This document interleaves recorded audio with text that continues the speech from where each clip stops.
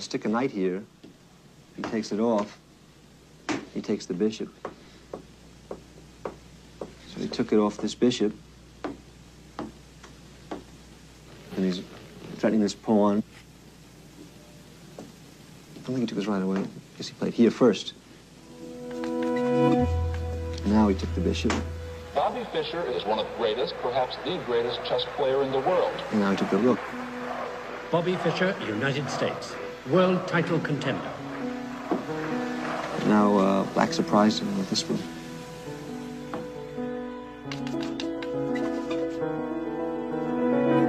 Bobby Fischer is an isolated man. Bobby Fischer's a strange man. People think that there's something wrong with the man. And then the king moves. Takes the queen. The great Bobby Fischer is here tonight. Like a child, not a champion. His social life is a vacuum. The most arrogant man you're ever likely to meet. He takes back, he gets checked. Looking for Bobby Fischer. Whatever happened to Bobby Fischer? Reclusive. Threatening this pawn, and it's a dead-lost game. Bobby Fischer is searching for asylum. It's really Fischer against the world. And here, White resigned.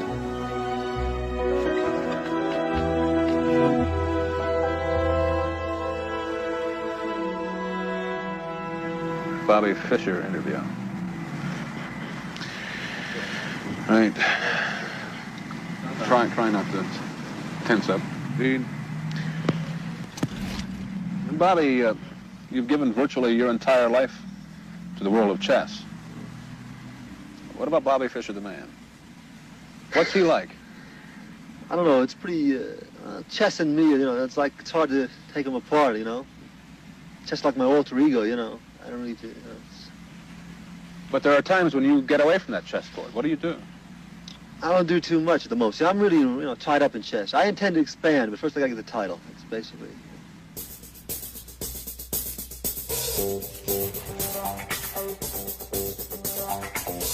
Bobby, what does it take to make a good chess player?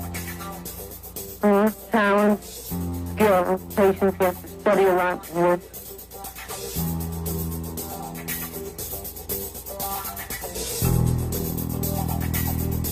What would your ultimate aim be? Well, I'd like to be a world champion and keep it for maybe 20 years or so.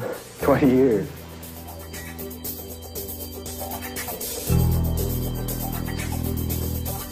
Fischer is to chess what Muhammad Ali is to boxing.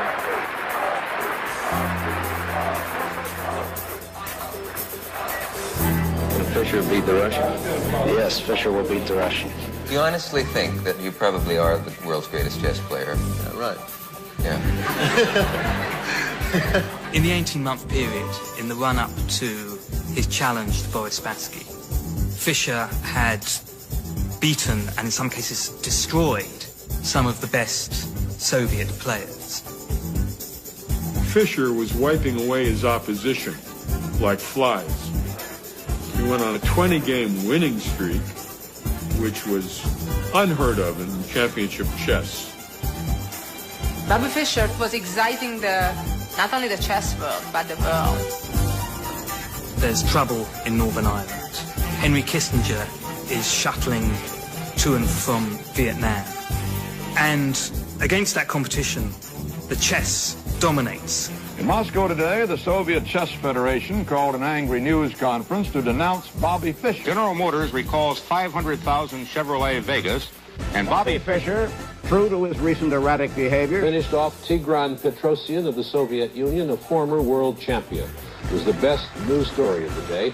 The victory gave Fischer the right to play the world's champion, Boris Spassky, another Russian, next spring. We all had hopes. We all wanted him to be world chess champion. The one person he was yet to beat was Boris Spassky.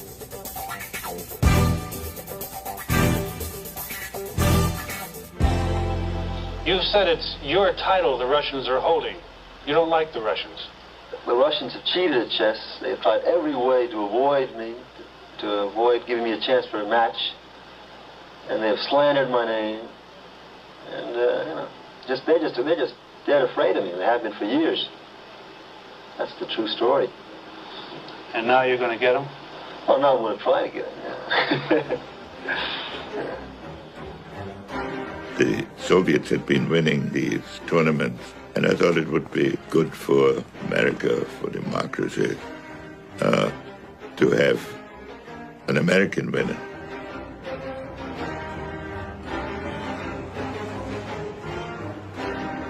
The stakes really couldn't be much higher politically, popularly in people's minds.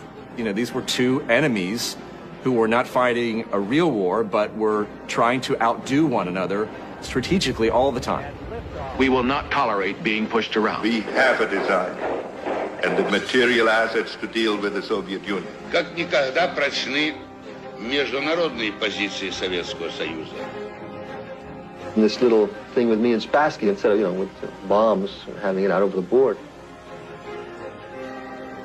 One of the superpowers, the Soviet Union, had made chess its national sport. They had spent unlimited amounts of money. They had hundreds of grandmasters. They won every tournament, every chess Olympiad. Я кричал: вы что там, обалдели?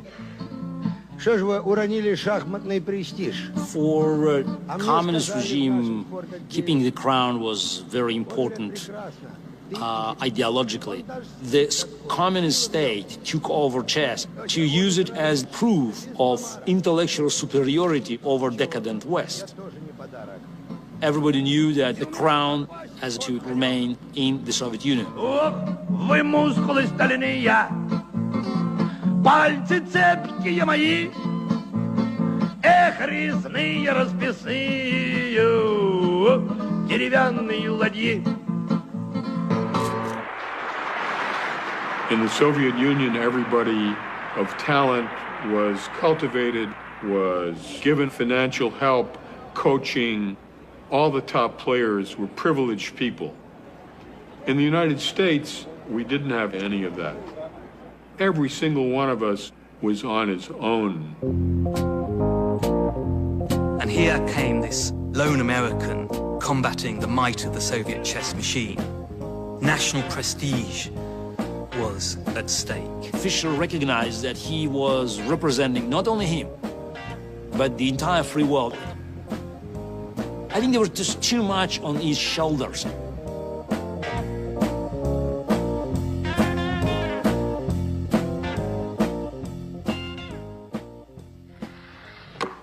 You tell us how old you are and where you're from. I'm 15, I'm from Brooklyn. He is 15 years old and he is from Brooklyn. All right? Will you show your headline to camera 3 and to Dick Clark, because we'll make him go to work on you. It says, teenager strategy defeats all comers. This strategy, did it involve finances? No. Did you have any help? No. Did it all by yourself? Did it make people happy? Made me happy. This young man's name is Bobbya Fishera, and already he is the United States chess champion. He is 15 years old and he has defeated the Masters. He is the United States champion in chess. I met Bobby when I was 14 and he was 8 in one of the chess clubs in Manhattan. He was the youngest kid around. He was unassuming. He was well-mannered. He was a nice kid. His mother, Regina, she was a woman who had to work 2 jobs, single mom, supporting 2 children, Bobby and Joan. Regina was really the genius of the family. She spoke quite a number of languages, including Russian. She worked as a telegraph operator, a nurse, a welder. She actually got a PhD in hematology as well. She was an activist. She was a communist. And the FBI files on her are quite extensive. His mother was hounded by the FBI because they thought she was possibly a Soviet spy. This was a period when Jew and communists were equated.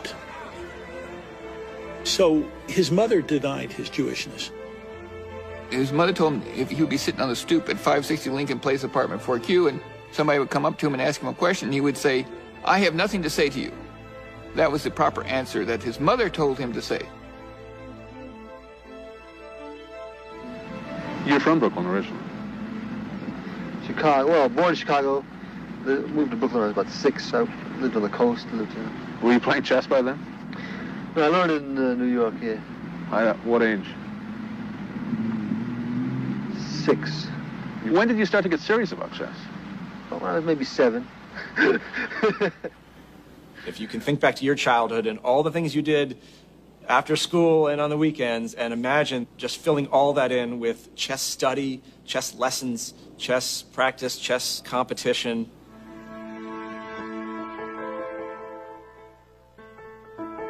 Sure, Bobbya Fischer starts with a very exceptional mind. But genius is not only about a particular innate gift for X. Genius is about a desire to do X. It's about a willingness to sacrifice. It's about an ability to develop that kind of obsessive interest in perfecting one's ability to do some task. People who studied expertise have looked at classical music composers, at surgeons, at chess players, interested in figuring out what do high achievers have in common. They have always, almost without exception, put in 10,000 hours of deliberate practice first. From very young, he was really living for chess. Even when he was eating, he would always have a chess board with him and study new variations. That love component is such an enormous part of the achievement of any kind of genius, because if it's dutiful, there's no way you can be that obsessive about it. There was nothing else he would rather do.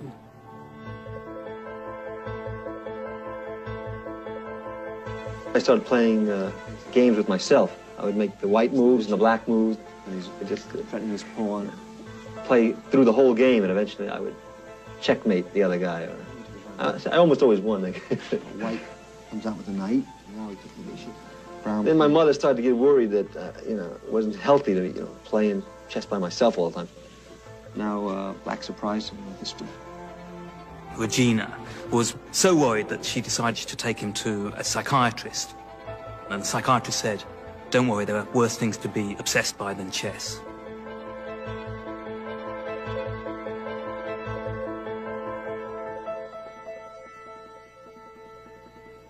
Everybody said to him, "What happened?" And he said, "One day I just got good." He was suddenly out of everyone else's league, and everybody knew it.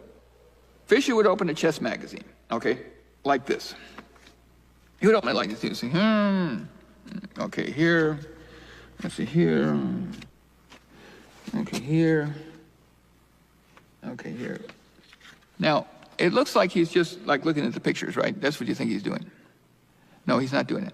He's playing through the entire game in his head in a few seconds. Every move. He went from being my peer in chess to being the United States chess champion. A quantum leap. That's when he first became famous. This is 1958.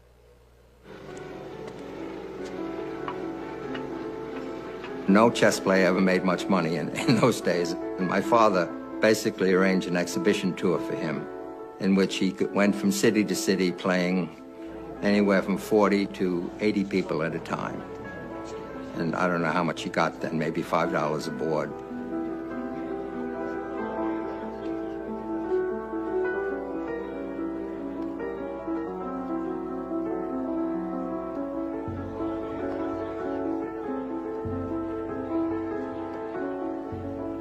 Regina decided that this was a way to the big time.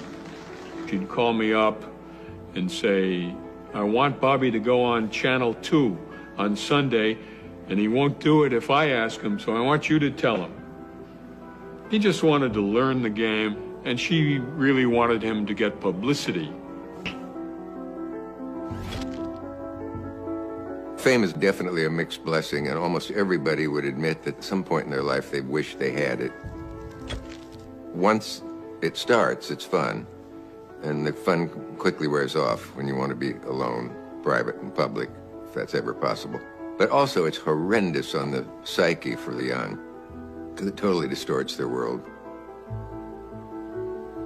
He had all these people around who really wanted a piece of him, if they only wanted to be in his glow.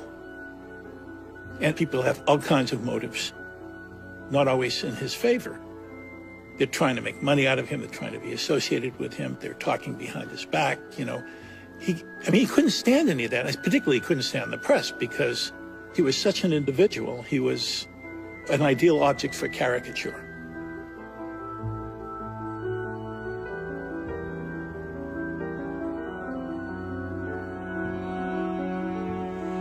You watch television? No, not much. Very rarely. Why? I don't know. I read that you get little radiation from it. I don't know. I've talked with a few scientist friends of mine. They say you do. It's a fact. You do get a little, but they don't think it's dangerous. What kind of magazines do you like? Well, my favorite magazine is Confidential. I read that all the time. Why do you like that? They've got a lot of inside stories on things like water pollution. It's pretty interesting. I like read up on that. A lot of things that the government is concealing, you know. Fischer looked at the world his own way. I mean, Bobby was not socialized the way the rest of us were. Every idea he had virtually had to come through his own thinking. In these days, he was unusual, but he hadn't gone off the deep end yet.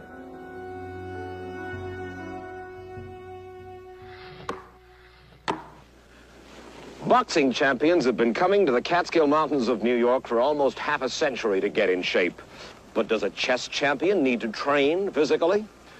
Take a look behind that window into the training headquarters of Bobbya Fishera. Championship chess is a physically exhausting game. More than just a test of mind and will, it is a contest of physical endurance too. Bobby is 29, and he lives virtually a monastic life. He lives alone, always in hotel rooms that seem barely larger than chessboards. A lot of the time, he won't even answer his telephone. The television set is his window on the world. Exercise is part of it. I'm a world-class Olympic-level coach. I'm also a world champion in the bench press, and I've trained a lot of celebrities, but no one can match the fabulous Bobbya Fishera. He was interested in the human body, how it performed, and how it could be more productive. He said, I want you to work on my grip. See this dynamometer? I want to squeeze this thing all the way to the end. I said, the world's strongest man has not squeezed 100 kilograms. He said, I'll squeeze 105. I said, why? When I shake that little Russian's hand, I want him to feel it. I started him off with a little swimming, racquetball, which we were quite good at, a little weight training. And I said, repeat this after me. I'm a winner. I'm a champion. I'm not a loser. And he says, why'd you put the loser thing in there? You know I'm a champion. Bobby is probably the most interesting person I've ever photographed. There he is, there's Bobby. And he said he to hold my breath like this, and it's, you know, it was good for his training. He was in training for Spassky. He asked me, what other jobs do? I told him I've just finished one on the New York Jets. Jets, they thought that was marvelous. They thought he wanted to hear all about it, how they train. And he said, you know, I've got to train like that as well.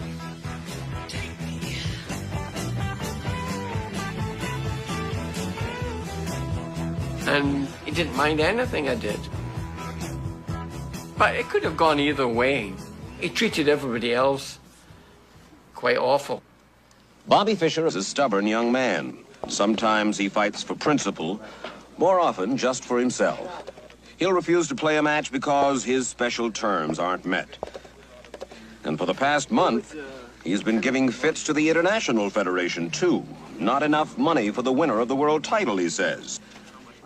There was bidding on the match, and Iceland got it, I guess because they put up the highest bid. And Bobby didn't want to play. He said the country's too small. They don't have the facilities, they don't have communication. The International Chess Federation wants word by tomorrow morning from Fischer on whether he's agreeable to 24 games in Iceland, and Fischer is taking his time answering. You, as president of the Icelandic Chess Federation, are there times where you have been tempted to say, let's forget all about it? As you know, we are organizing a chess match, and our only wish is to enrich the chess world. They had all these lawyers, and they were raising demands all the time. But at the same time, it was never clear whether Fischer would come to Iceland. Some of the principal one was the prize money. And I said, we have already settled the money question, and we will not be ready to discuss that. There was a real possibility that the match wouldn't take place. One has to remember with Fischer that he dropped out of tournaments before. This was no bluff necessarily. He's going, he's not going. And then he told me he was going.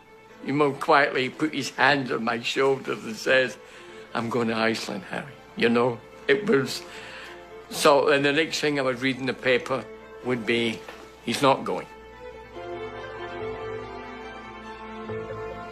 Just the insanity of the situation. I mean, get that contract done. But Bobby wouldn't sign it. And then Bobby disappeared.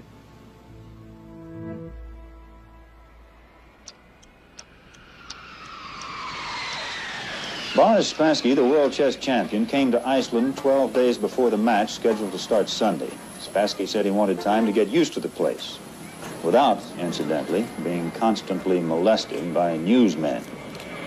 Bobby Fischer was also sensitive about being photographed, sensitive to the point that he kept not showing up.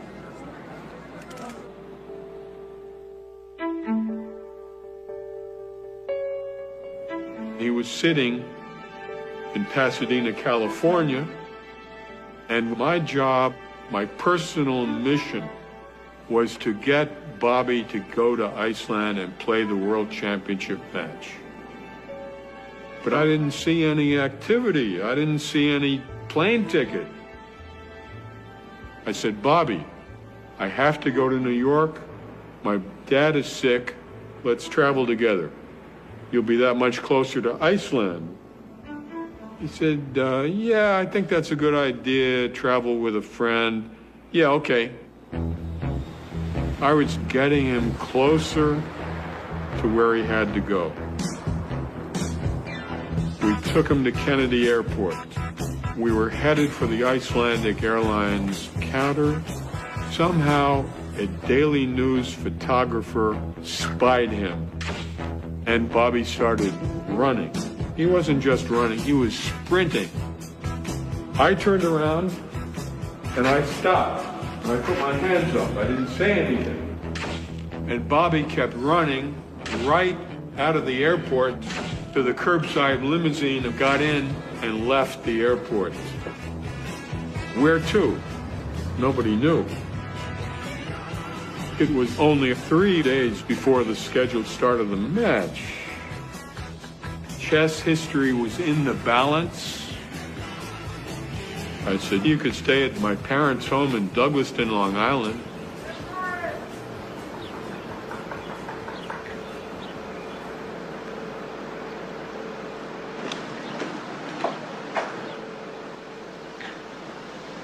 Don't think the bell works. It works. Can I ask what you're here for? Hi, where are you? What are you here for? Why are you in our driveway? Is there some reason why you want to be in our driveway? Oh, I guess you know what You people spoiled everything Thursday night. You did. I suggest you don't repeat it, because it's going to be a very great tragedy if you do. Bobby was staying at Sadie's house. And Sadie's father was dying of cancer at the time. I don't know whether he told you that. And they were trying their best to get Fischer on that plane to Iceland. At one point, Sadie said, you know, my father's dying. And Bobbya says, that's okay, I don't mind. You know, they could not dislodge him from that house. This was probably the most stressful week of my life. Are you Dr. Sadie? Yes, I am. Mr. Fischer made it clear that he would try to go to Iceland tonight. Did he express these thoughts to you? Made it clear to whom? We had talked to a few people, and they had the impression he was going.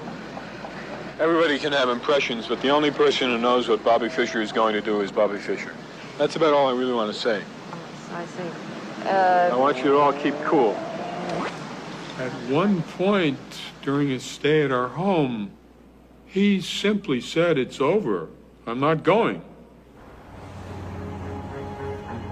Still no sign of Bobbya Fischer. Today, the International Chess Federation postponed by 48 hours the start of the match, but it said if Fischer is not in Iceland by noon on Tuesday, he will be disqualified. Mr. Johnson, if I may ask, are you worried? No. And I just wondered if you've ever seen Mr. Fischer, if you have any proof that he actually exists. That's a good question.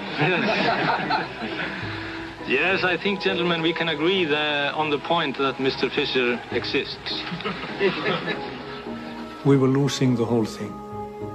We had to get Fischer to come to Iceland. The Soviet Union had the feeling that the world chess champion was humiliated. They wanted to call Spassky back to the Soviet Union. Boris said to me, this is a very severe situation. You have to solve this on a higher level. Guðmundur Thorarinsson, I think he asked the Prime Minister of Iceland to call Kissinger. Fischer was very reluctant to go, and I placed a call to him, and I said to him, go. The United States of America wanted Bobbya to go there and win the world title. By that time, James Slater, the British multimillionaire, had already doubled the purse. So Fischer's answer to Kissinger was, yes, I've decided to play. What finally did make you decide to go then? I feel that the prestige of this country is at stake. Some people have suggested this was psychological warfare against Spassky on your part. Did that figure into it? No, I don't believe in psychology. I believe in good moves.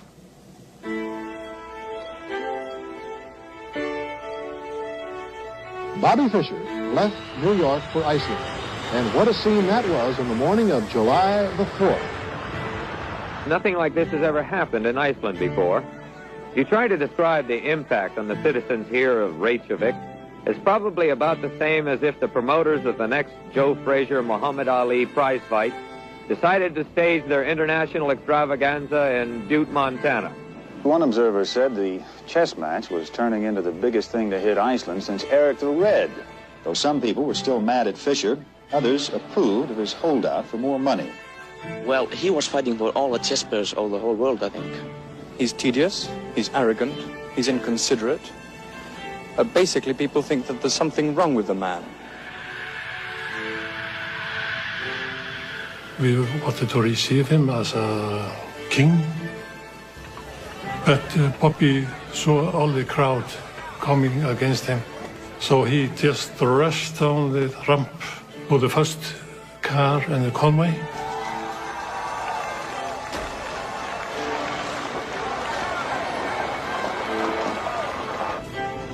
I became his private bodyguard.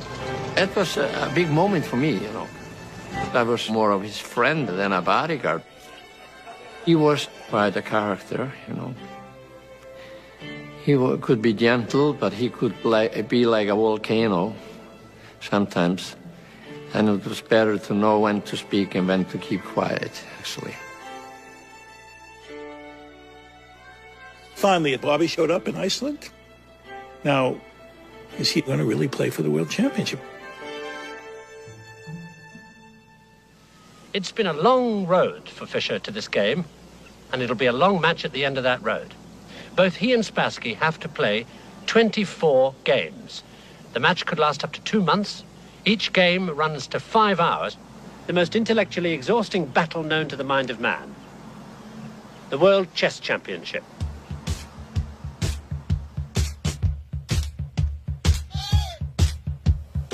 We had the Icelandic government, the Icelandic president, the ambassador of the Soviet Union, the ambassador of the United States, and many foreign guests. The theater was full. Regularly scheduled programs will not be seen at this time, so we may bring you the following sports special. ABC Sports presents the World Chess Championship match between Boris Spassky, the defending champion from the Soviet Union, and 29-year-old Bobbya Fishera, the challenger from the United States. It was the Super Bowl.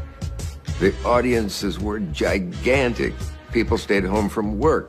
People were lining up in front of TV sets in department stores. There were chess groupies. On Times Square, they were showing the game live. It was that important. Let's find out from you, Larry, if there are any late-breaking developments. They might fuss around with the chess pieces and the size of the board and the lighting, but I'm fairly confident the match will start on time. Boris Spassky, the world chess champion, was there with all his assistants. But Fischer was not here. The clock has now been started. It was officially 5 o'clock in Reykjavik. Spassky is obviously anxious about the whereabouts of Mr. Fischer. Bobby was nowhere to be seen. And all of us despaired. If Fischer doesn't show up by the time 1 hour has elapsed, he forfeits the game automatically. Oh, there he goes now. He's just played 1 pawn to queen 4.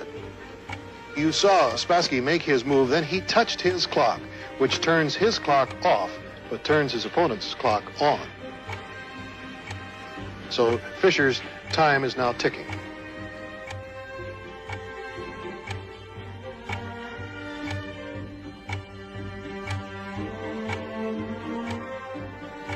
There was no certainty that even though this was the biggest match of his life, he would actually show up. See, many people think that his antics were designed to upset Spassky, to discombobulate Spassky, which they did, but I don't think that was their intent. I don't think any of this was directed against Spassky. It was his own inner demons that he was fighting.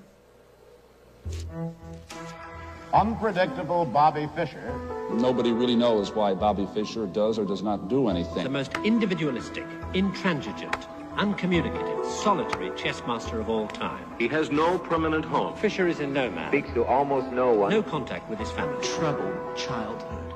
He hasn't seen his mother in over 10 years. Is your mother still living? Do you get a chance to see her very much? Haven't seen her in a few years, yeah. What about your father? No, I don't see him. Are they living together? No, her. I never talk about my father. That's what Fischer said. I never talk about my father. This was what led me to realize that there was something special about Fischer's father that nobody else knew. Regina Fischer has a 900-page FBI file, and one of the things it reveals is that Bobbya Fischer's father was not Gerhard Fischer, as had been supposed and as the family had allowed to be known. In fact, Bobbya Fischer's father was a man named Paul Nemenyi. Gerhard Fischer, who was officially listed on the birth certificate, never came to America. Regina and Paul Nemenyi met at a university near Denver, and they had an affair. Regina moved on and took the baby Bobbya with her. Regina often, because she was destitute and needed help, would go to social service agencies and ask for help. Paul Nemenyi would show up and consult with the social workers because he was very concerned about Bobbya. He said that Bobbya, even at a very young age, was a very upset child. He was afraid that he wasn't being raised right. Later, when Bobbya moved to New York City, Paul would come and take him out to restaurants and would admonish him for having bad table manners. and would basically act towards him in the way that a father would. One day, Bobby asked his mother, "Where's Paul? Why isn't he coming around anymore?" When Nemanja died, that's when his mother told him he was his real father. He learned about it only about the time he was 9 years old. Chess to him was the ultimate escape, his single obsession.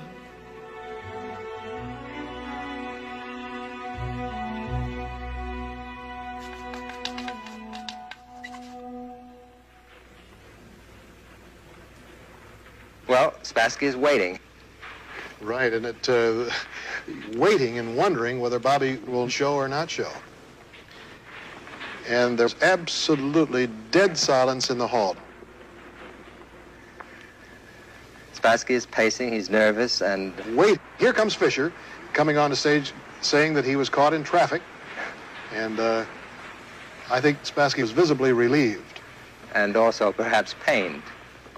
It didn't look like this match would happen, but finally it happened. And it was phenomenal. How do you spell relief, okay? Now, for the first time, we're looking at Bobby Fischer, the man that 8 times has won the United States Open Championship. I remember saying on TV at one point during the match, I said, you know, we're really lucky to be alive at this moment when Bobby Fischer is playing Boris Spassky.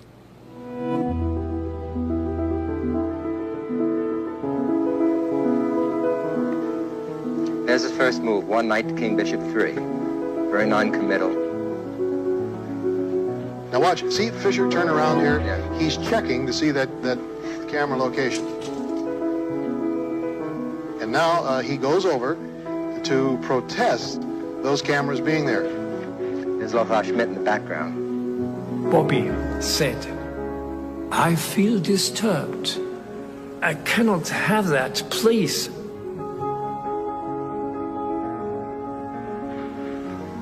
Spassky remains serene and imperturbable throughout all this.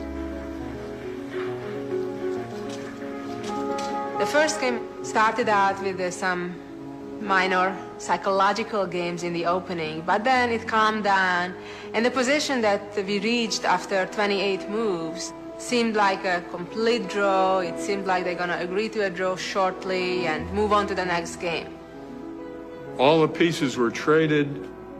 They got into an end game. Each side had a bishop and a bunch of pawns. It was very easy. It was a dead draw. The position reached a very even position, virtually symmetrical. And Fischer went haywire. He did something that hardly anyone would do except a rank amateur. He grabbed a pawn, allowing his bishop to be trapped. He made a colossal beginner's blunder. He took a pawn, which allowed Spassky to trap his bishop. We couldn't believe it. This looks like an error, but this is Fischer playing the move. There must be more to it than that. There must be an explanation. There must be some deep combination that we've missed. И думал, что в крайнем случае он все же ничьей добивается. Но он хотел показать Спасскому, что он готов с ним бороться. Вот и он пошел на эту борьбу. Но Фишер ошибся. Bobby saw 6 moves ahead here. When he made the move, he just didn't see 7 moves ahead. White can interpolate a move. He can play bishop to queen too. Notice that cuts off the escape square. And then all that White has to do on the next move is play king to knight 2, and the bishop is lost. That was the shot heard around the world. It was inexplicable. I still don't know how that happened. Spassky won the first game.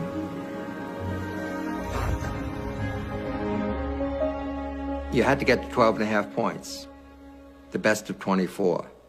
A win is 1, a loss is 0, and a draw is 1/2.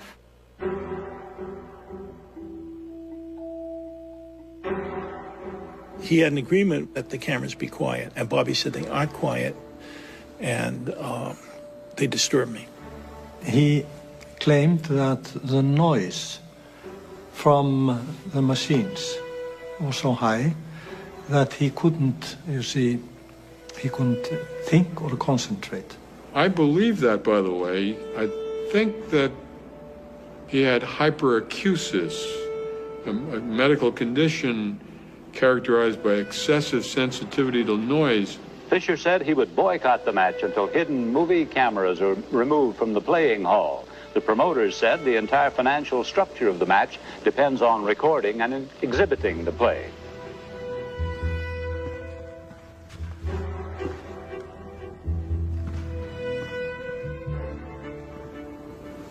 He asked to put the camera away.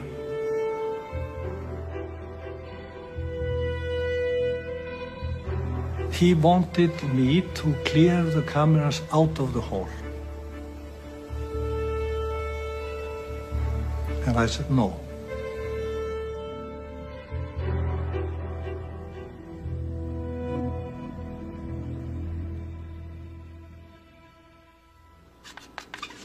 You have to start in time. If a player is not present, you have to, as an arbiter, press his clock.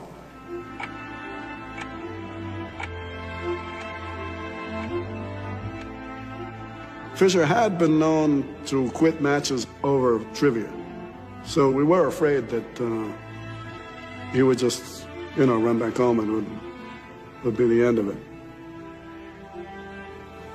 Bobby did not show up. I had, as the arbiter, to forfeit him, and for a moment I thought, did I make the right decision? Was it fair? Was it correct?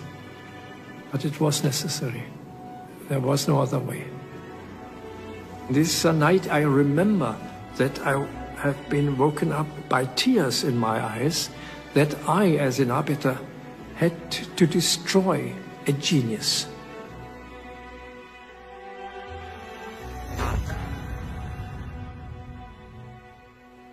He was now trailing 2-0. It's very hard to make that up in a 24-game match. Half the world thought that's it. The match is over, he'll never come back. Why would he even bother trying, to come back from such a difficult situation?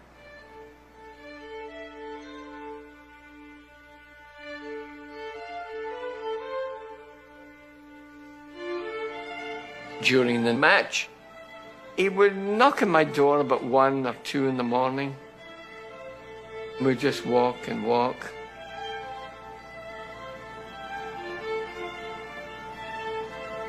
And we would sit and look at the animals.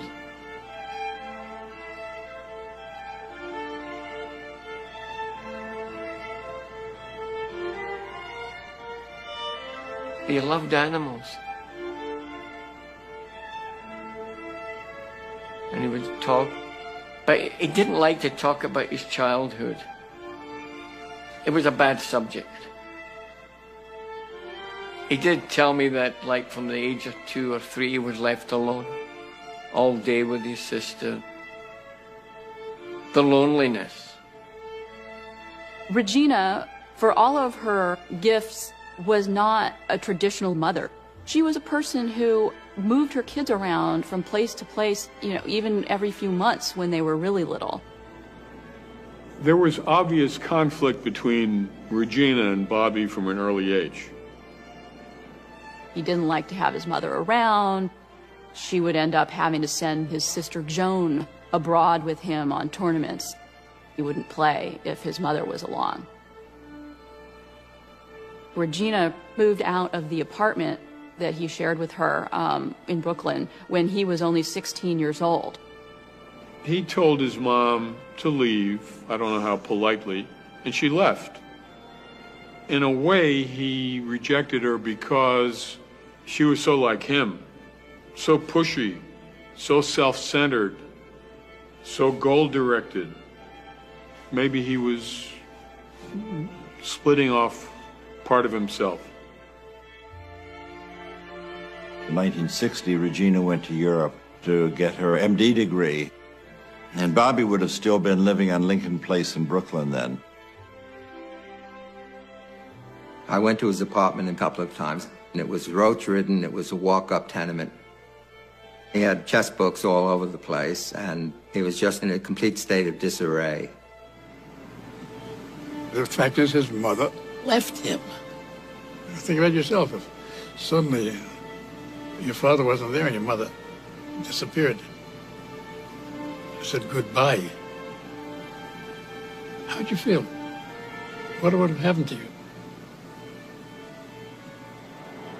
Bobby is all chess.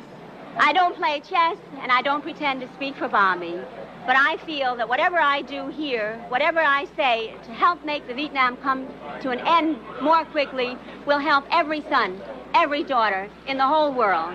1, 2, 3, 4, sign the treaty, end the war. 1, 2, 3, 4, sign the treaty, end the war. 1, 2, 3, 4, sign the treaty, end the war. You're not going to believe this, Bill, but I'm inside of a wind tunnel about 12 feet away from where the players are playing. The problem, of course, is that Fischer has stated that he wants no noise, no disturbance whatsoever. Fischer said, well, I'll continue, but the third game has got to be away from the auditorium inside a sealed room. There's a little ping pong room in the back of the stage. And Spassky agreed. You can't change the location without both sides' permission once a match has started. He could have claimed the match on a forfeit. He didn't have to play in that packed room. If he hadn't, Fischer would have not played, and the match would not have continued. Bobby started again to quarrel. No, not this one and not that, etc. And Boris said in this moment, so I retire. I do not want this. This is too much for me. If so, we end the match. The two boys were standing together at the table, and I took them here, both, pressed them down the stool. Now you play. Boris automatically made his first move. The game could still be watched by a closed-circuit TV camera. The audience was in the hall, and they could follow the game move by move.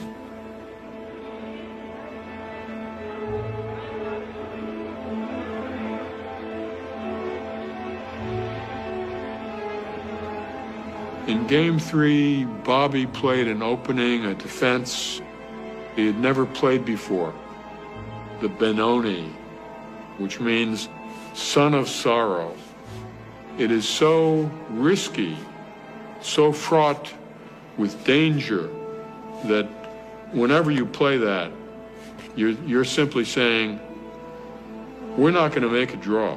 This is win or lose. This is a fight to the death. Bobby moved his knight to the edge of the board. There's a saying in chess, Ein Springer am Rand bringt Kummer und Schand. A knight on the side I will not abide. It was against principle. It's not considered a good idea because the center of the board typically is the most important battleground, and that's where we want to position our pieces, or at least in a way that our pieces attack the middle of the board. Not only did he move the knight to the side of the board, but it also could have been captured by a bishop, and he would have had a very ugly-looking double pawn way over on the side of the board, which it was very unaesthetic, let's say. Spassky is literally sitting on the edge of his chair, which seems a little more relaxed than Spassky, but Spassky is very tense. More tense than you've seen him? Yes. I think he feels that he may be... He may be what? May be losing the game. I see. Spassky obviously hadn't spent that much time studying this kind of position because the idea was relatively rare. So that put already Spassky in a difficult psychological position. Spassky did not find the best continuation and was consistently outplayed until Fischer won his first game of his life against Spassky. He was on the scoreboard.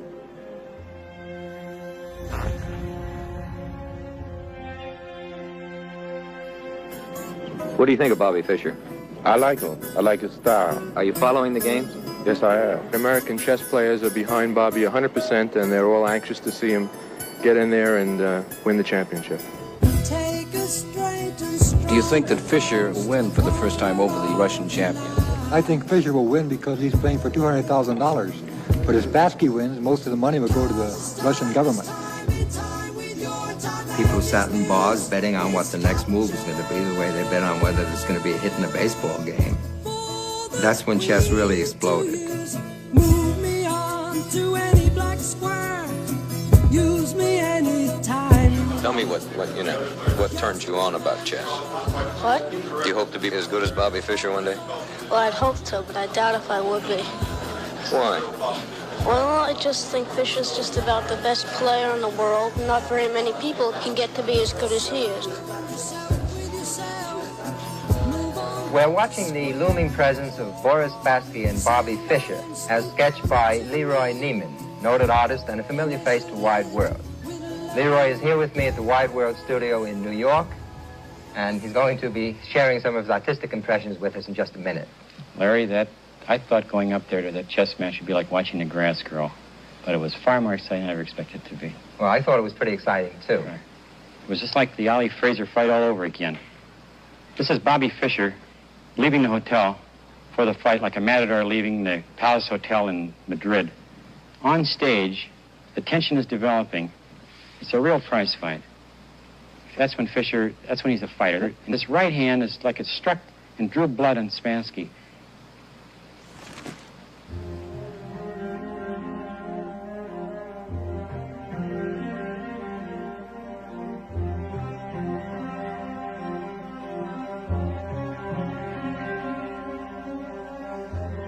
The score was even.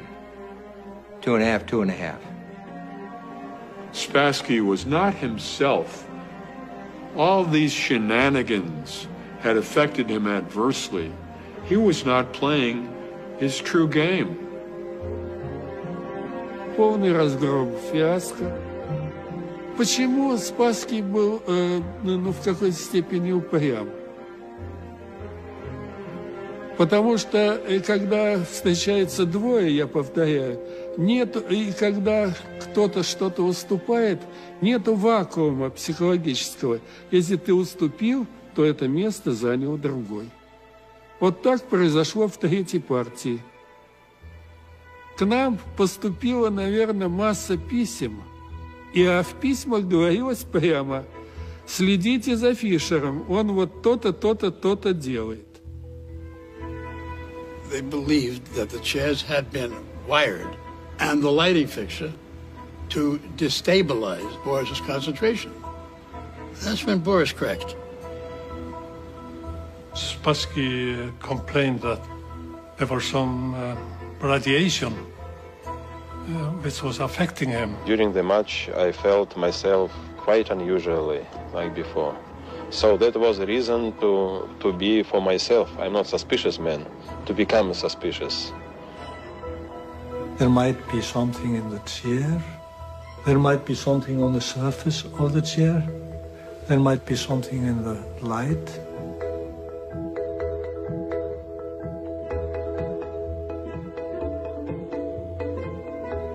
They inspected the chairs and the lights to see whether the Americans were up to some kind of hanky-panky.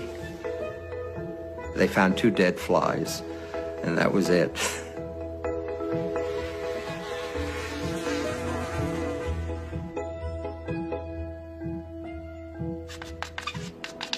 Game 6 is very celebrated. It is probably the most reprinted game of the entire match.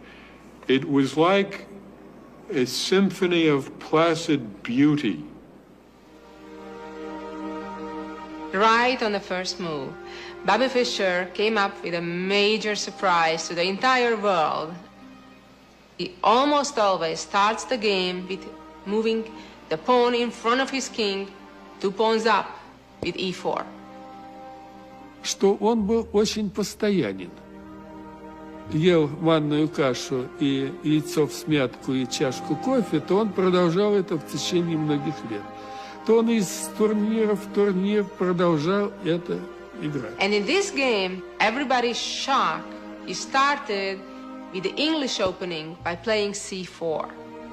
Spassky's preparation was out the window. I'm sure he prepared for many things, but not this. Fischer did not play his usual game.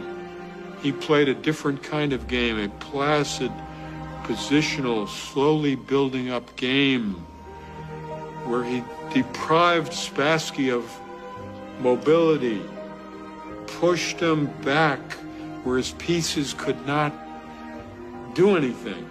It was just a beautiful game.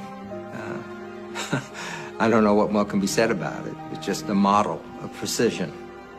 It was such a beautiful game that when the crowd applauded at the end of the game, Spassky himself stood up and applauded Fischer. On his way back to the hotel, Fischer said, "Did you see what Spassky did?" He said, "That's a sportsman. He's a real sportsman."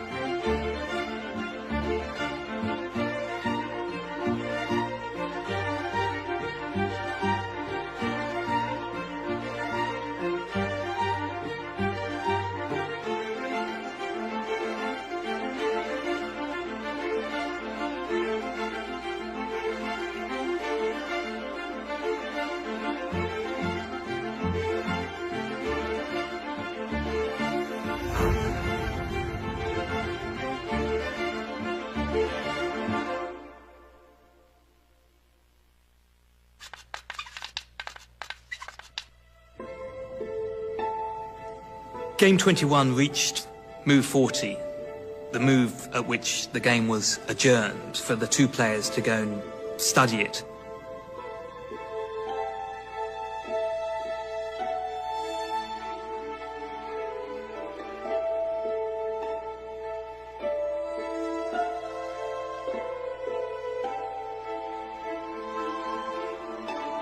This is NBC Nightly News, Friday, September 1st. Good evening. We'll have more on the developments in the Watergate bugging case. We'll hear George McGovern talking about tightening up his campaign organization, and we'll have a look at the new unemployment figures. And first, Bobbya Fishera. Today was the day when Fischer and the Russian champion, Boris Spassky, were to have finished the 21st game of the World Championship, a game they started yesterday. But Spassky, after what must have been an agonizing night spent analyzing his position, didn't even show up to play.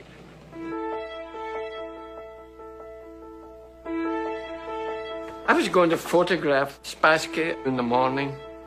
He come straight over to me, shook my hand and said, "There is another world champion. His name is Robert James Fischer." I went back to the loft leader, to Bobby's room, and I told him Spassky just retired. And I want to be the first to congratulate you. Congratulations. How you feel, babe? Tell us how you feel about it. You said you were going to do it. Listen, will you talk to us, Bobby? Bobby, roll the window down. Bobby wanted to get away because they were banging on the door and all that. Just to beat it out into the hills. Someone brings up the New York Post and it says, "Bobby is the champ."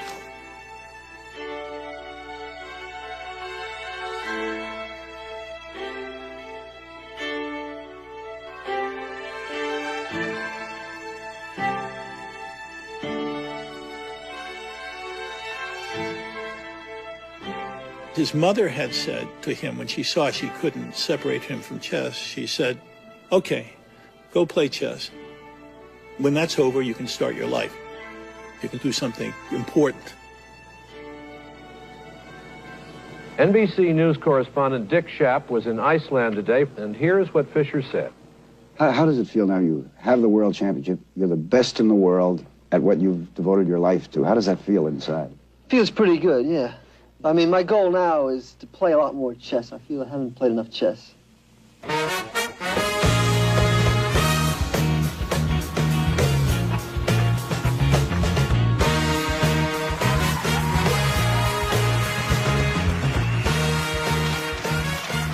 How did it feel inside? All this between the mayor, did you ever thought of anything like that? No, I never, thought this was going to happen, with chess. I just hope this keeps on. I just had a premonition that something awful was going to happen to him. I didn't know what it would be, but I didn't feel good about it. One of Fischer's problems was that after the match, he was supposedly better known by the population of the world than anyone except for Jesus Christ. And he was a guy who treasured his privacy. He had a problem.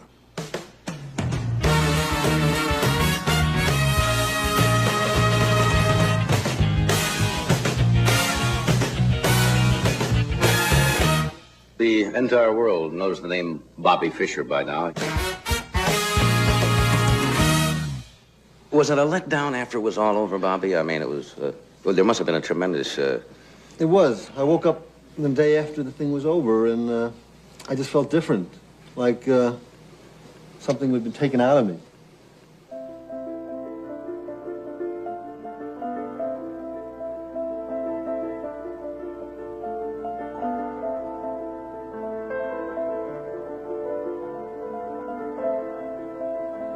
He didn't really, after he won, know what he wanted to do with his life. He reached an end point when he was 29. He was 29 years old, and he hadn't had a childhood.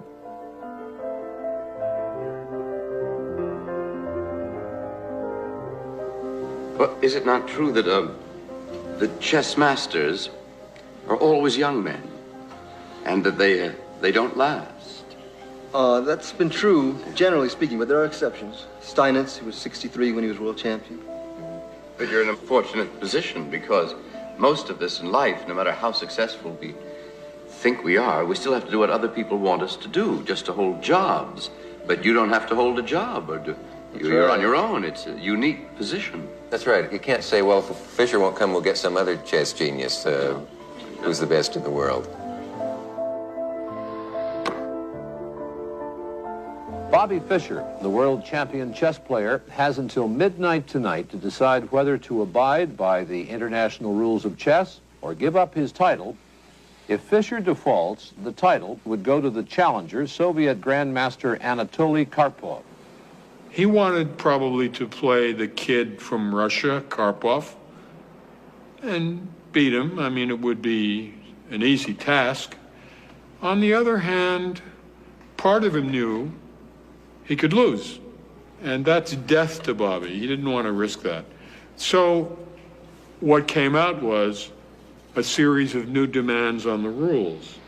First of all, I like to play matches without draws, and they're going to have to increase the prizes if they want me to play. Once I get the title, they want me to play a match for the title. I'm not going to just play for what their minimum prizes are.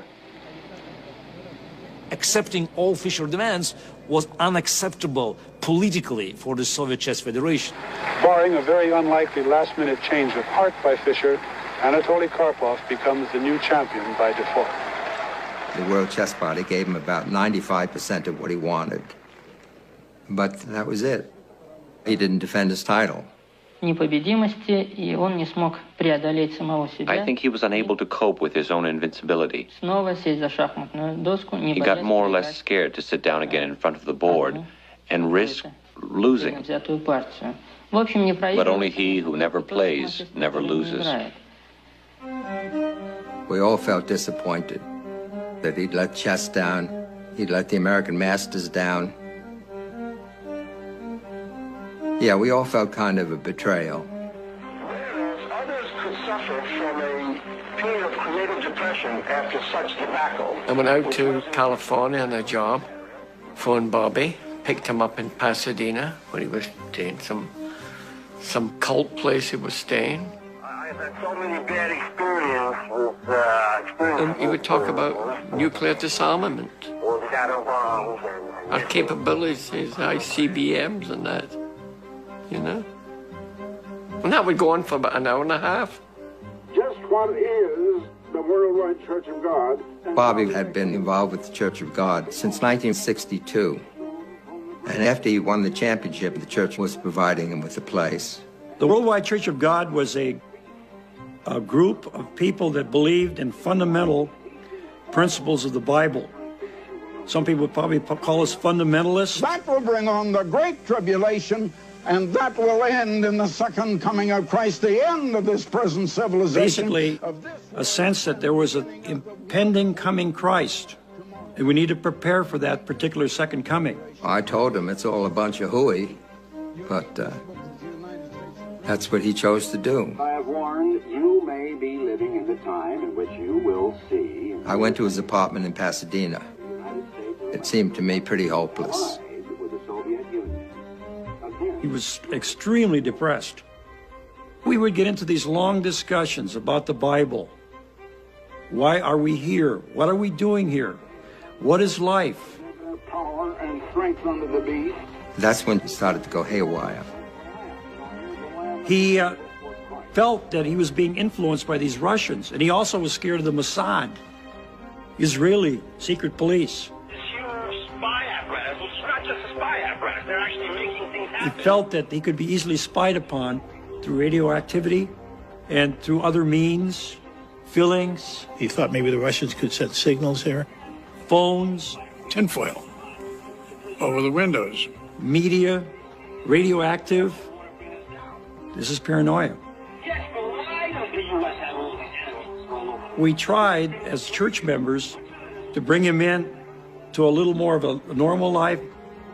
I think he turned against the Worldwide Church of God when one of its prophecies patently did not come to pass. That in the last days, that's these times right now in which we're living, perilous times shall come. Fischer felt betrayed. He wrote a pamphlet attacking the church and Armstrong, its leader, saying that nobody should ever control your mind. I was never a member of the Church of God. Absolutely not true. It's a lie. As he denied God, he began to get worse.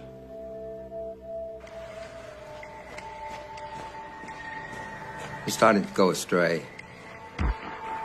He started reading the protocols of the Elders of Zion, which he mentioned to me, and I said, that book is a forgery, and it's a hoax, and it's a bit of anti-Semitic propaganda that even Hitler used. Protocol number 1. What has restrained the wild beast we call men? He got into all these doctrines. What has influenced them heretofore? The Illuminati, all these different people that were going to take over the world. Protocol number 9. Merciless revenge and bitter hatred. From us emanates an all-embracing terror. We began to see less of Bobby because we didn't want to expose our children to the famous uncle who's become fulminating anti-Semite. Hitler said in Mein Kampf that the Jews are not the victims, but they're the victimizers. We could be having dinner and he would suddenly start thinking about the Jews did this and the Jews did that, and in our house it was just unacceptable. They're actually making things happen and causing revolutions and killing people all over the world. We start mixing fish with humans and anything's possible. His mother was Jewish. His real father was Jewish. It's complete madness. The question is, how could a Jewish kid become an anti-Semite? Paranoid psychosis. He had false fixed ideas of a very widening conspiracy against him. It was as if he were at war with himself. He became a recluse. Fischer watchers refer to it as the wilderness years.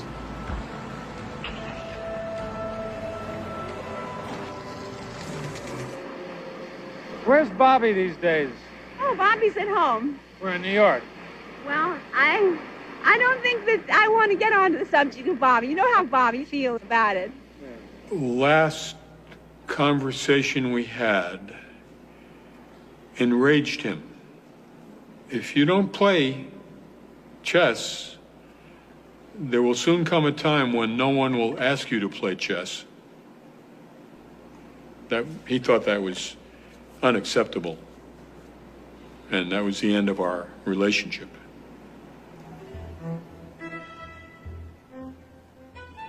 If you look throughout history, there have been a disproportionate number of extremely talented chess players who've also had serious psychological issues. You are putting yourself in a world that is infinite. It's abstract. You are, in essence, reshaping your mind. If you understand that in the first move of a chess game, each player has 20 possible moves. If you multiply 20 by 20, that means there are 400 different possible chess positions after the first move. The tree becomes with a lot of branches, you know, that you start with one move and on that one move there are several options. Then all of a sudden it becomes a jungle. The number of all positions that theoretically can occur in the game of chess is something like 10 with 45 zeros. It's like the number of atoms in the solar system. You're trying to anticipate what your opponent might do, and you don't know what he might do, so you're thinking of all the different possibilities. A good chess player is paranoid on the board, but then if you take that paranoia to real life, it doesn't play so well. You end up seeing your real world according to the confines of chess. There were some that came to a sad end. I mean, we like to think that chess didn't cause that, but maybe it did. An individual with an unbalanced tendency, by becoming a chess monomaniac, will throw himself over the brink. Yeah, we have some examples where people of exceptional abilities were infected by this mental illness. Victor Korchnoi claimed to have played a match with a dead man. He even provided the moves. Rubinstein. Rubinstein jumped out the window because the fly was after him. Wilhelm Steinitz. Steinitz was in an institution. Steinitz in late life thought he was playing chess by wireless with God Almighty, and had the better of God Almighty. Carlos Torre took all his clothes off on a bus. And the probably greatest name, the greatest impact on the game of chess in the 19th century belonged to an American player, Paul Morphy.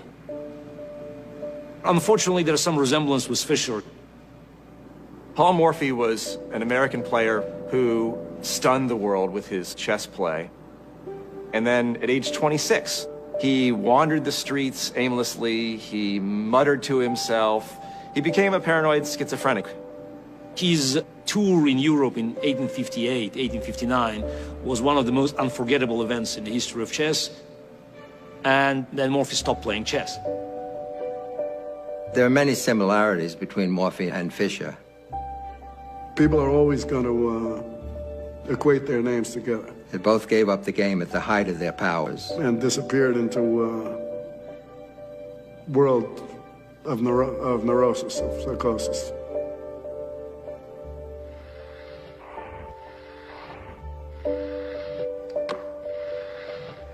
Where did Bobby Fischer go? What happened to Bobby Fischer? We spent countless hours prowling the streets where he's been known to roam, looking for him at chess clubs where he's been known to play. Ultimately, the Now investigation was successful. We found Bobby Fischer. The quest paid off. You got him. In 1990, he shows up in Pasadena, a little on the heavy side. He's handing me this letter. Mr. Fischer, you are the Mozart of the chess world. I want you to get back into chess. Her name was Zita. I wonder what she looks like, Harry. All of a sudden, he's romantically entwined.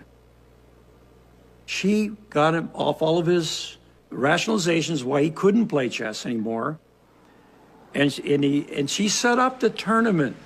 After many false alarms, it was a 19-year-old Hungarian chess player, Zita Reiksani, who brought Fischer back to chess.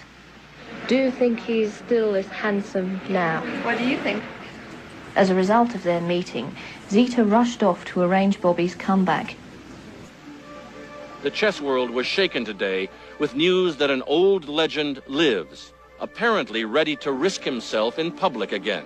Headlines around the world announced he'd signed a contract to play a rematch with his old Russian rival from Iceland, Boris Spassky. I was in the chess world. Everybody's waiting for him to play for 20 years. I mean, month after month, year after year, there are these stories. He's negotiating this. You know, someone's trying to arrange this for him. He wouldn't play. Finally, he plays. He was playing in Yugoslavia against Spassky. It was trumpeted as a return World Championship match. This is a typical question from Mr. Roger Cohen of the New York Times. If you beat Spassky, would you go on to challenge Kasparov for the World Championship? Can he read what it says behind here?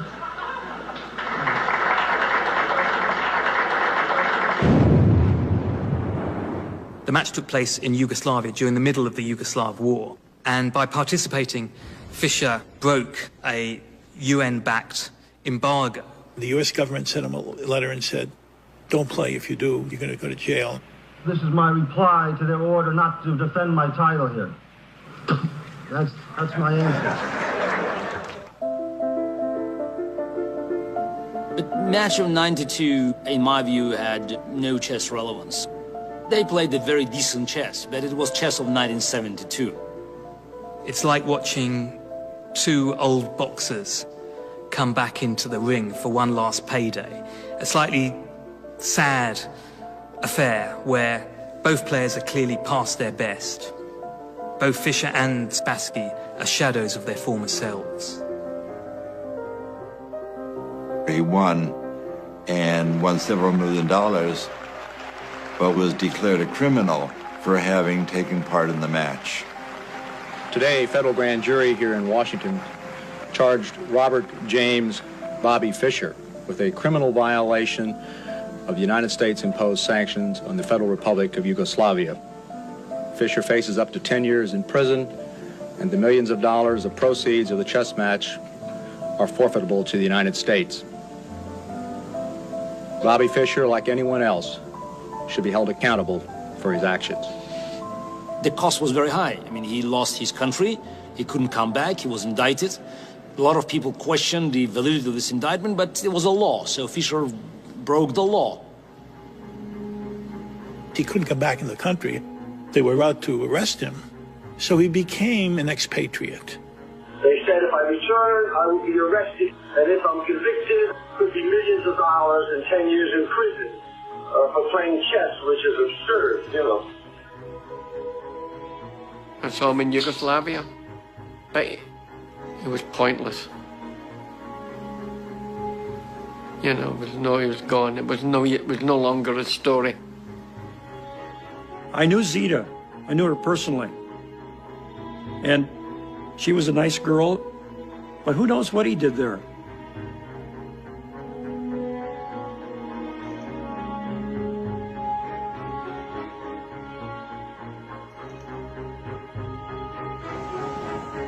Joan had gone to Hungary in 1995 to visit Bobby when he was staying in Budapest. That's the last of our family who'd seen him. Regina died in '96, and my wife Joan died in 1998 from a cerebral hemorrhage, no forewarning at all. Died within a half a day. It was a tragedy. His mother dies, his sister dies. Bobby was stripped of any family support that he could hope for.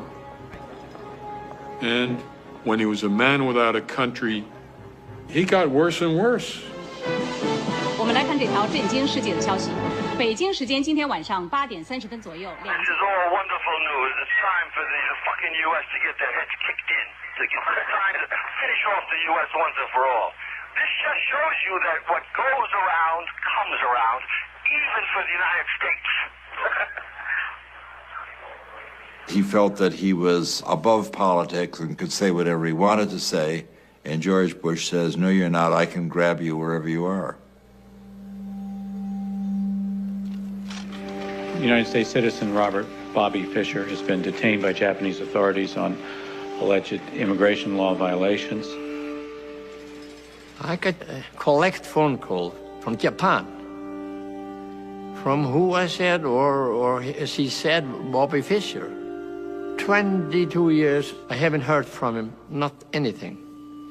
But he must have kept me in the drawer or something, so I was not completely forgotten when he needed me. And I went to Japan to get this man out of jail.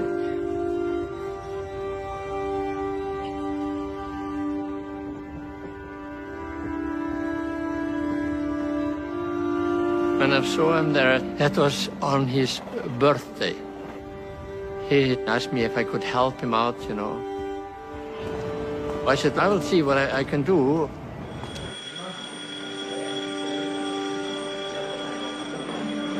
Yfirmaðurinn hann segir það að Bobby Fischer hann yrði leystur úr haldi til land sem reiðubúið þess að veita honum ríkisfang. Iceland has stood up and offered him residency. Iceland has stood up and given him passport. At the end, we, this small nation of 300,000 people, intervened and went against the United States and Japan, the two strongest economies in the world, and got into Iceland.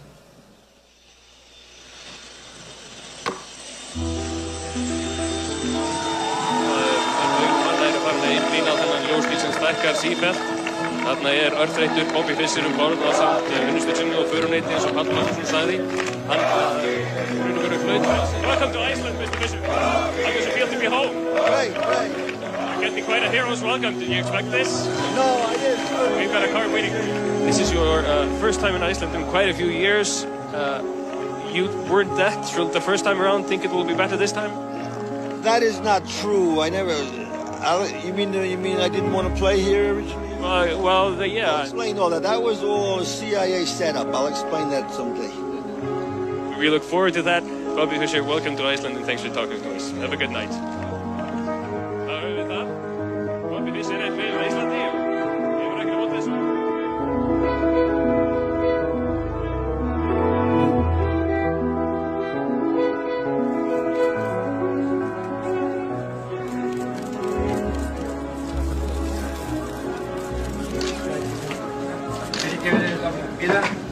Sorry for keeping you waiting. How does it feel to be a free person? Oh, it feels great. You got a wonderful country, wonderful fresh air, very fine people, excellent food, plenty of room. What's next, Bobby? I still want to do a book showing how the 1984-85 Karpov-Kasparov match was prearranged, move by move. They're all saying, Fischer didn't write the book he said he was going to write. Yeah, but they don't say that they stole all my file on it. They don't say they stole several big moving boxes full of books that took me years to accumulate. What is your name? Jeremy. Jeremy what? Schaap. Your father was Dick Schaap, you were telling me last night? Yes, exactly. Yeah, I knew him, yeah. He rapped me very hard. He said that I don't have a sane bone in my body. I didn't forget that. His father, many, many years ago, befriended me. Took me out to see, I don't remember what. Knicks games. Knicks games, and you were 12. Acted kind of like a father figure. And then later, like a typical Jewish snake, he had the most vicious things to say about me. I have to object, Bob. Okay. Did you read the article where he said I don't have a sane bone in my body? Honestly, I'm not sure if I read it, but I know that he said it. Yeah. And honestly, I don't know that you've done much here today, really, to disprove anything he said.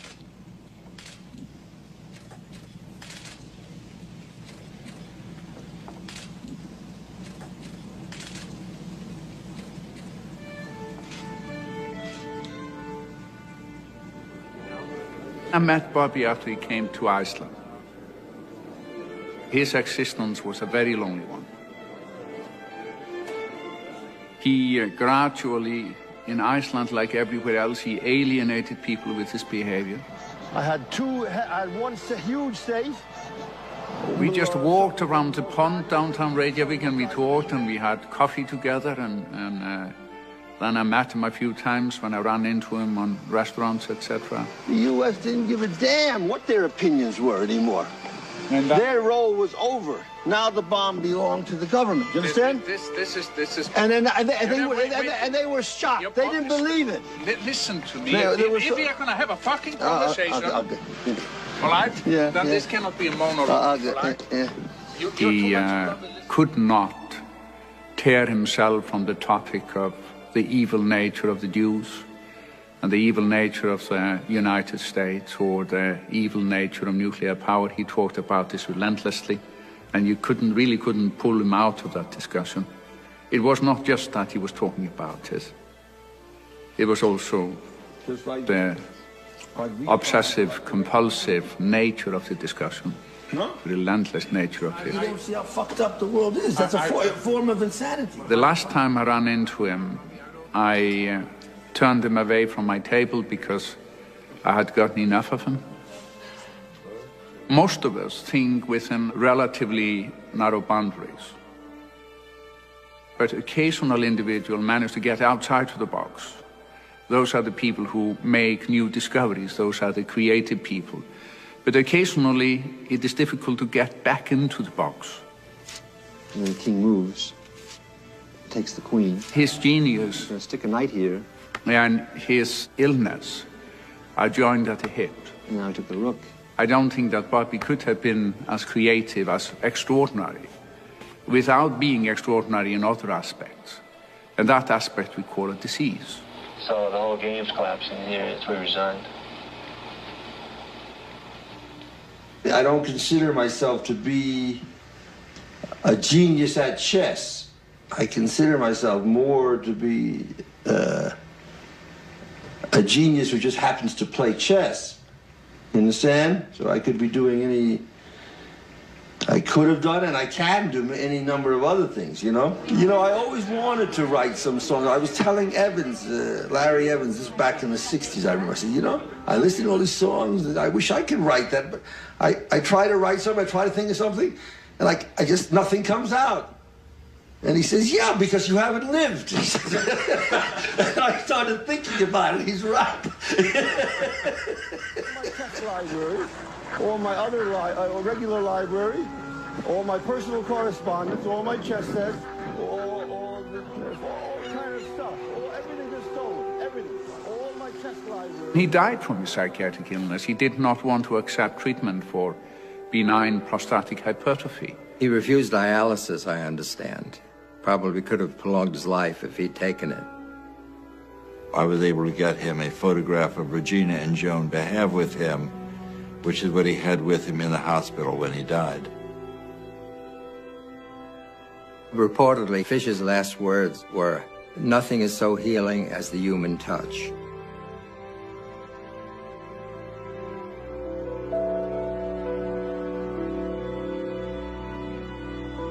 The former world champion of chess, Bobby Fischer, has died.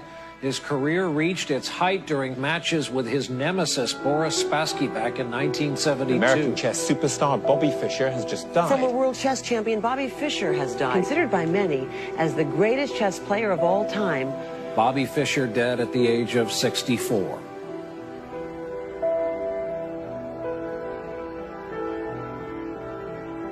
Just his games, that's his monument. His games. If you love an art, let's say you love painting, imagine if Picasso had died after only 5 years of work. All the rest of his works had never appeared. This was a tragedy for the whole chess world. He did it all by himself. He penetrated the secrets of chess in this shabby Brooklyn apartment. He was the best player who ever lived. Bobby Fischer, sound roll 3. Right. speed. And Bobby, you've been playing this game since you were 6 years old, and playing it very seriously shortly after the age of 6. Did all this concentration to the exclusion of other activities, did this bother you? Do you think this deprived you of anything growing up? Maybe, yeah, to some extent, yeah. Like what? Well, it would have been better, you know, a little more balanced, yeah. And maybe, you know, a little more rounded, you know, but what can you do?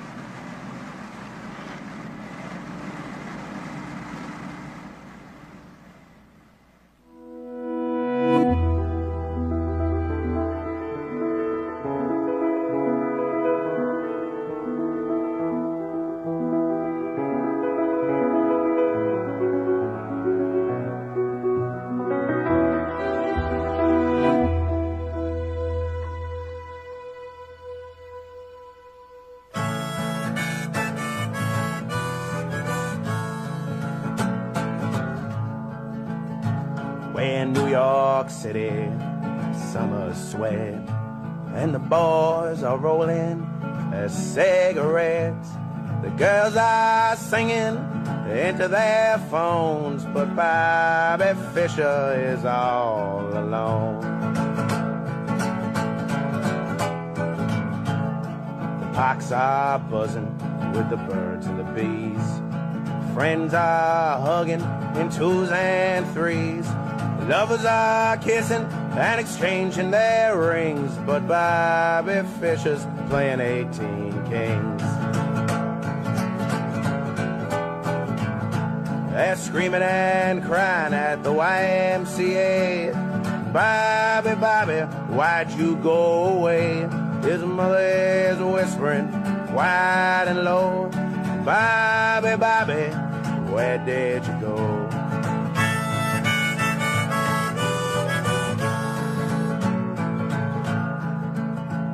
The newspapers roll all over the town, from the glistening sky tops to the filth on the ground.